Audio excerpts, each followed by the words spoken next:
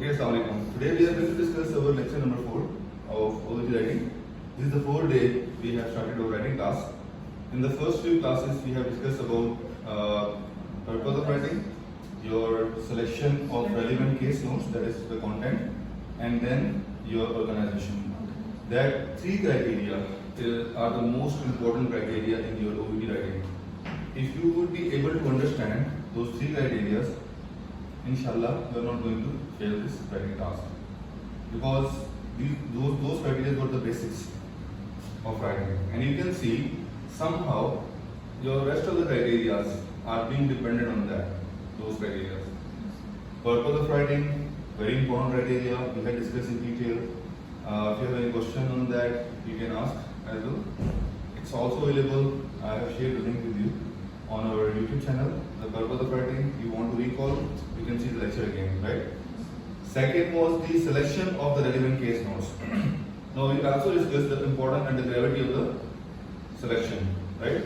So selection is also very important criteria in a way that if you would be able to select something that was not important, and if you have selected something that was very important, it can change the scenario. Missing important information and as well as selecting irrelevant information can change the scenario. Organization, as the name indicated, it will organize the information not with the comfort zone of yours who is writing this letter, but you have to keep in mind the person who is receiving this case note. So focus should be there. If you are going to organize a letter that will basically blur the focus, then obviously it will be the wrong way around. So any even minor mistakes in the first 3 criteria. First is the purpose, second is the selection, and third is the organization. Any minor mistake, when I will repeat it again, will lead toward the failure. Any minor mistake, right? So first of all, if you can see, if you will be strong enough first, like whenever you are practicing writing, make sure that you won't make mistake in these 3 parts. Now we have the rest 3 criteria. As you can see, we will be discussing all those criteria in one day. But let's start with conciseness and clarity. So what is conciseness and clarity? What do you have in your mind? What do you think it is concise? It come in your mind when you think about the conciseness and clarity.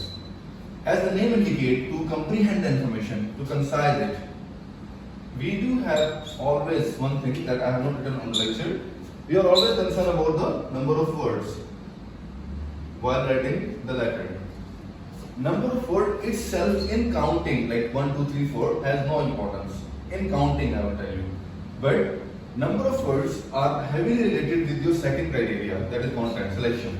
If you have selected all the relevant detail, there are less likely chances that you can write up above the given window of 180 to 200 words, right? So we are always concerned, like I have written more than 200 words or I have written less than 180 words. By just counting the words, we don't see inside, we don't dive deeply to see whether my selection was relevant or not, right? Number 1. Number second thing is related to your organization skill, like summarization. As a matter of fact, as we discussed while we were discussing about the organization, that always keep in mind the less important detail need to summarize. In case of referral letter, if we have multiple visits and there is a progression of disease, like the same problem, and there are multiple visits, so what we can do, we would summarize the first few visits depending on the fact, and we will expand, we can say, those visits where we can have the most important detail of the focus of the writing, the gravity of the writing, right? So summary skill will also help you to concise your letter, okay? And why and how you can help you to summarize. So you can see the language skill. It will be also a helpful tool for you. If you have a strong hold on the language, then you can concise. And how would I concise?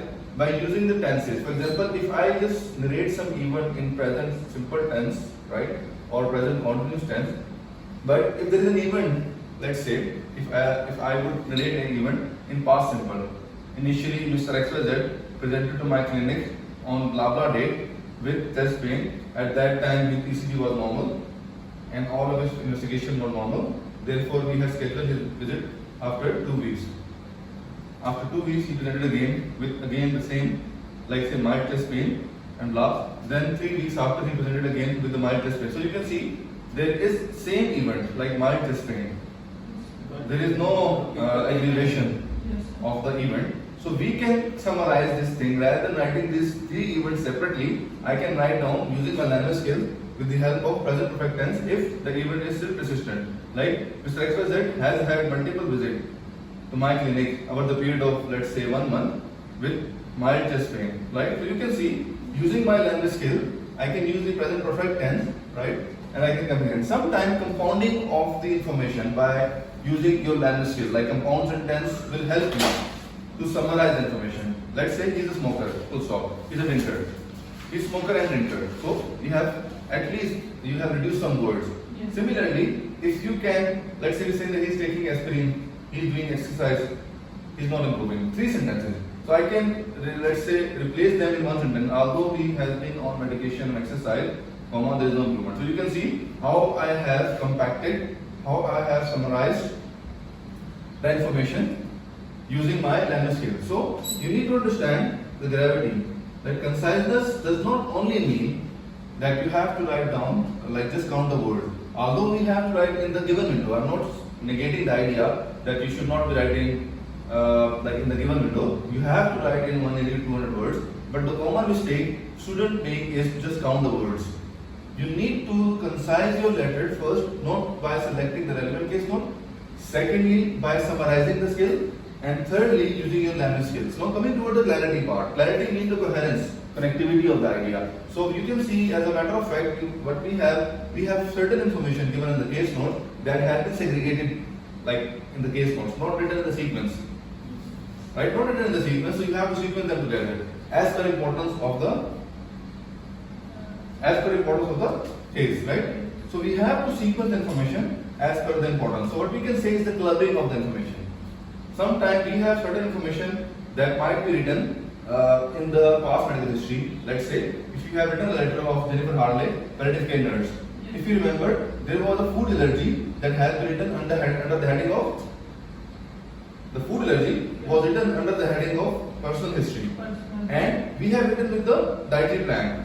Because this can be clubbed together. So if you would have written this thing separately in the separate paragraph, the way you write down social history paragraph, and then we have write it down, let's say food allergy separately, it can be acceptable in some cases, but in order to be clear, be coherent in your writing, it is appropriate for you to group the same information together, right? So bringing the same information together, having a clarity in your writing will help you to comprehend the given information in 180 to 200 words. So clarity is an important skill. Yesterday we have discussed the letter of psychologist, if you remember.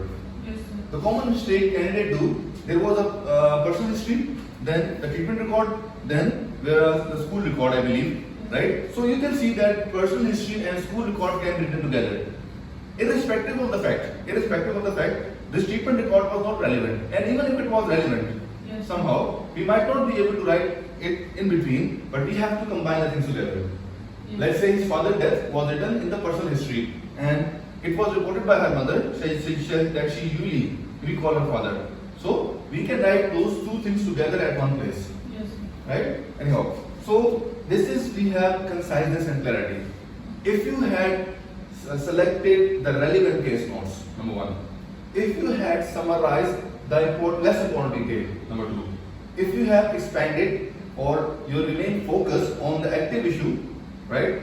If you had used, again, summarization skills like the language skill appropriately, and you remain clear in your writing by combining the things together, making it what we can say in a sequence, using the cohesive devices to make it more clear, right? Then if you have written 220 words, fine, it's fine. They would say we will accept that if even you have written 20 to 30 words. Logically, OET has designed the case notes in this way that if you follow these guidelines, you might not be able to write more than 200, maybe 10 to 20 words. If you have written 250, 60, 70 words, it means that either you are selecting something irrelevant or either you have compromised these two areas of the conciseness and clarity. But if you are following those guidelines religiously, then there is no question that you can write down more than 200 or maybe 230 words, right? So it's your skill that you have to develop. Any question that you want to ask in conciseness and clarity?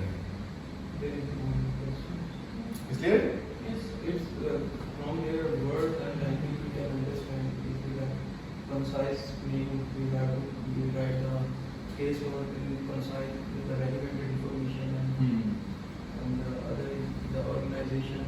Yes. Like to give other example of yesterday that we have on patient information in social history and medical history. So we combine all the information in organized manner. Exactly, you're right. So basically, you can see, as you have mentioned, the name indicates conciseness means to compact the information. And why it is important to concise your value, means healthcare professional value. Every person who has been working in a healthcare profession, his time is quite valuable. Yeah. So that's why we, being a doctor or a nurse, when we will be writing a letter, we have to be trained ourselves. In this way, if even I am writing to my colleague, same in hierarchy or higher in hierarchy, depends, I should not waste his or her time by writing irrelevant information, by writing something that can be distracting for her, by writing too much of vague information, like by not summarizing that in more detail.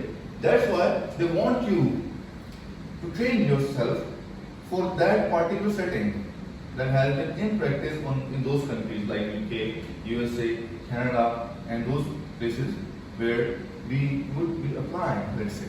So that's why, as a matter, you can see that your time is quite valuable being a healthcare professional. For that reason, they want you to teach you that you should not waste your time on another person's time. For that reason, it is important for you to be concise in your writing. It is important for you to have a clear focus. And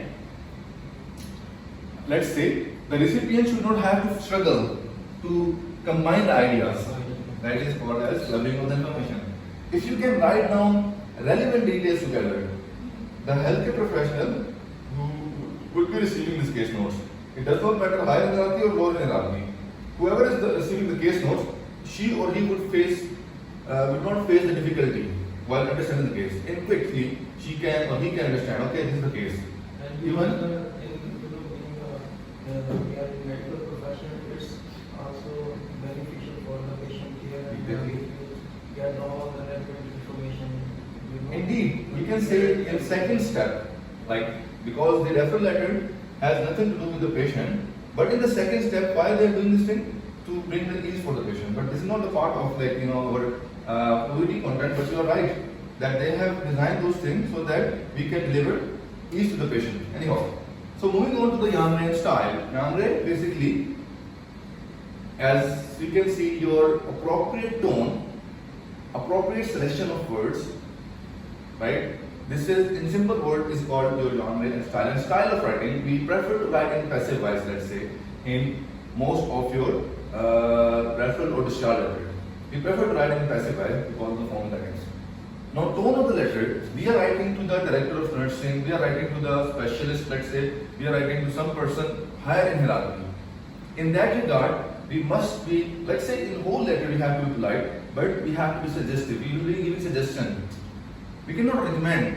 But if we write down low hierarchy, mostly in a letter of discharge, mostly in a letter of request, or even not in a request actually, in a letter of discharge, most of the time we will be writing in lower hierarchy. And even sometime in referral letter, we will be writing higher in hierarchy. So accordingly, you have to adjust your tone. So modification or amplification of your tone has to be dependent on the recipient who is receiving this letter. Abbreviation, commonly or frequently asked question. Like we should use abbreviation or not. So judicious use of abbreviation depending upon who is receiving the case notes. Either you have to use abbreviation or not, it depends upon who is receiving the case notes. Then transformation of the language. It's important. While transforming the language, keeping the audience in mind. Keeping the audience in mind, who is receiving this letter, accordingly, you will transform the language. Okay? The last point is the language itself. We have grammar, in which you have tenses, sentences. Now tenses we can see Why tenses are important? Because they will reflect back the timing of the event. You can see, we can have time sequence and we can have, like, say, event sequence. So sometime when we want to sequence the time of the event, you need to use the appropriate form of tense. Let's say if there is an event that is ongoing, started in the past and still ongoing, and you do write down the simple past, it's grammatically wrong. For example, if I write down she is suffering from diabetes mellitus since 1994, it's grammatically wrong. I have written like she is suffering from diabetes mellitus, it's right. But if I have written she is suffering from diabetes mellitus since 1994, it's grammatically wrong. And these are the common mistakes candidates do make. So, narrating the event or transforming the case notes in an appropriate tense, basically the case note will self-speak that you have to use this tense, and for that we need practice. You need to learn by reading the case notes, okay, this case notes is telling me about the timing of the event. And sometimes when you bring the clarity in your writing, like combining those events together, the event that had happened in the past, let's say that normally we used to narrate in the past simple tense, but this is an ongoing event. Like the chest pain is persistent, happening from, let's say, one month. So on today's visit, still there is a chest pain. So we can just write down in the perfect form of the tense, depending either in the present perfect or past perfect. So you can see the tenses play a gravitational role in your OET writing by just narrating the event. But the plus point in the OET writing that there are rarely all tenses can be used in your OET writing. Most of the time we will be using simple form of the tense, past simple, and most of the time we will be using present form of the tense and its present perfect or maybe present simple. So perfect tense either past or present, or simple tense either past or present we will be using majorly. I cannot say that we will not be using continuous tense and other tenses or future tenses. We can be using, but the majority of the time, as you can see in the case of referral, most of the events had happened in the past. So either we will be using past simple, past perfect, or present perfect or perfect continuous. So we should have a mastery. We should develop a mastery in those tenses specifically. We should not make mistakes specifically in the present perfect, past perfect, present simple, and past simple. So you must learn all the techniques and you should learn the different approaches to write down the same event in the same sentence but different way. Let's say she has had diabetes since 1994 and she has been suffering from diabetes since 1994. Same event, same tense but with different approaches. So you need to learn actually so that you can show the range, because the range is also important. You need to show the density in your language, the depth in your language, right? And more. Then we can have sentences. So we can see we have simple, compound, complex, and sometimes compound complex sentences. And why it's important and easy for you in OET that you can use the variety of language because you have control features. Unlike any other exam like ET and IELTS, when we don't have the control feature, because you can see, you know that this medicine was given to the patient, but there is no effect, right? So normally we write, he has been taking this medication, but he is not improving. It's a compound sentence, right? Yes. I can write down the same sentence in a complex form by using clause of contrast. We will be discussing this details inshallah on Monday, as we discussed that on Monday we will be having grammar class.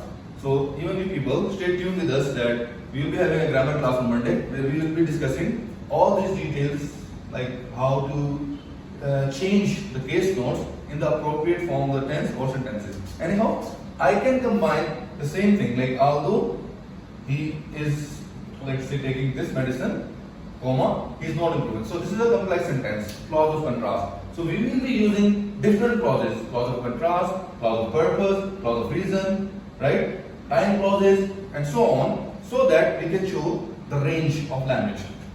Then parts of speech. Now in parts of speech, mostly the articles, the use of preposition is quite important for you to understand. Do not make mistake over here. One more thing, in the language component, most of the time teachers and students ignore. And this is the transformation. You must have deep pockets in this part as well. And actually it's very easy. Transforming the case notes will show your language skills.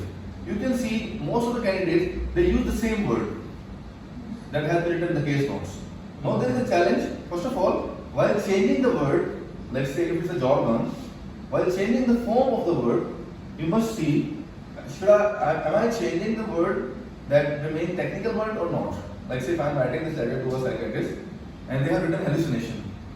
If I don't have the word for hallucination, I don't have any choice left. But if I am writing this letter to a layman, I can change hearing voices. This is transformation. But if there is a word like lethargy, I can change it to lethargic, from noun to adjective, let's say, from noun to verb, let's say complain with N, like verb, and complaint with T, like noun. So I can change the form of the word to show that I have strong hold in my language skill. So this is the transformation of the case notes. So we just have discussed in detail about the remaining three criteria of OET writing. The first one was conciseness and clarity. It depends upon your selection, it depends upon your summary, and it depends upon your language skill, that how can you concise information. We also have discussed about the clarity, that how you would combine the information using the cohesive devices and make it coherent. We also discussed about the Gnere, the tone of the language, judicious use of abbreviation, and language transformation itself. And active to passive transformation would be important, although it's a part of language. And lastly, tenses, sentences, part of speech, and changing the word form. I hope that this video will help you to understand the basis of three criteria of OET writing. If you would like to ask any question, you can ask us anytime, and you can comment, like any questions you're having. So see you again, inshallah, on Monday with the grammar class. If you like to ask any question, please feel free to ask me. And thank you very much for your time.